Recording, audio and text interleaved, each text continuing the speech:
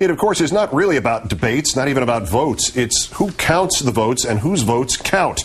In our first story tonight, Ohio Republican judges ruling on Ohio Republican lawsuits have given Ohio county officials a weapon with which to challenge as many as 200,000 votes from 200,000 new voters. And gee, who would that benefit? Here's a hint. John Kerry lost Ohio by 119,000 after more than 300,000 people were barred from voting in 2004.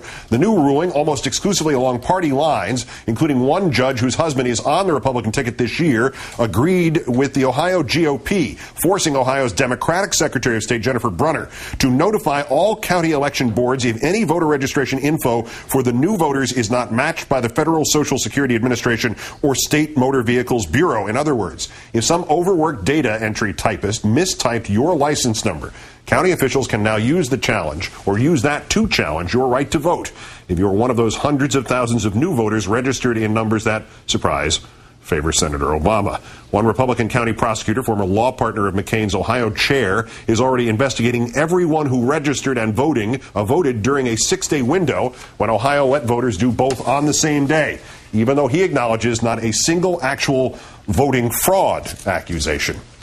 Joining us now, my colleague, Rachel Maddow. Good evening, Rach. Hi, Keith. Ohio again, really?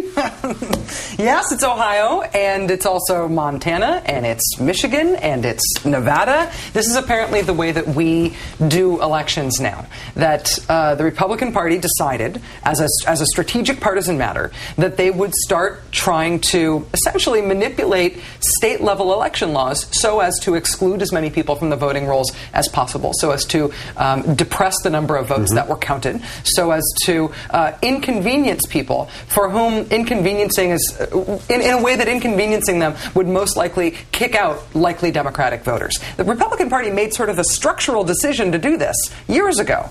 And what happens every election season is that individual Democratic office holders, secretaries of state and other people responsible for elections, tend to resist and fight these battles. And Democrats sort of cluck over them and tut over them and worry about them.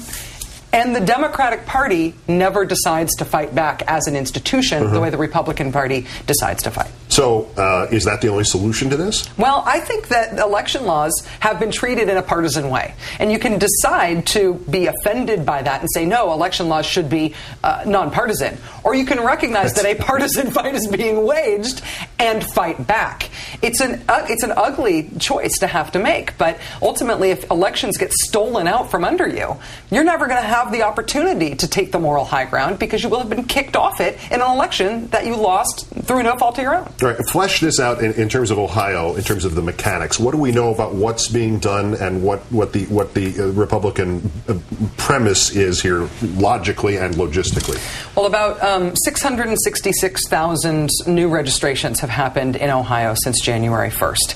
And a federal court ruling has just come down which says that the Secretary of State needs to come up with a system by Friday by which county boards of elections can challenge the registration information or verify the registration information of those new voters. The Secretary of State in Ohio says that a preliminary check of those 666,000 registration says about 200,000 of them may have problems when checked against larger databases. That's not necessarily because they are fraudulent registrations. It's because you're checking voter registration information against the Social Security database or the motor vehicles database. And those sorts of matches are tough. It can be a typo. It can be having your apartment number or your middle initial involved there. Those exact matches often will put a flag on an otherwise obviously valid registration. If 200,000 people end up getting forced into the dodgy provisional ballot system or otherwise have their attempt to vote compromised, this could have a massive, massive effect on Ohio's election results. All right. I don't want to diminish this, and obviously we'll follow it to the day of the election, as I know you will, but I must get your 45-second pregame take here. What do you not expect to happen tonight?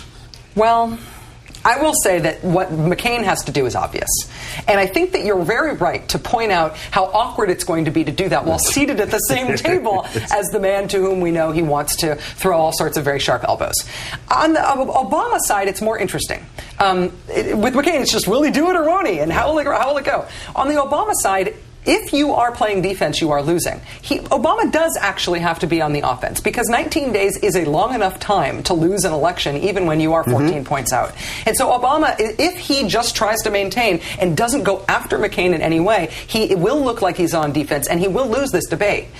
He can't really afford to lose this debate. And then again, he has not done that in either of the first two debates. So there's no we didn't see a different Barack Obama than we saw in the primaries at any point during this debate process. So complacency is the enemy for Obama at this point, though. Absolutely. Haven't seen it yet. Yeah. Rachel Maddow, we will check back with you after the debate, of course. Indeed. Thanks, Keith.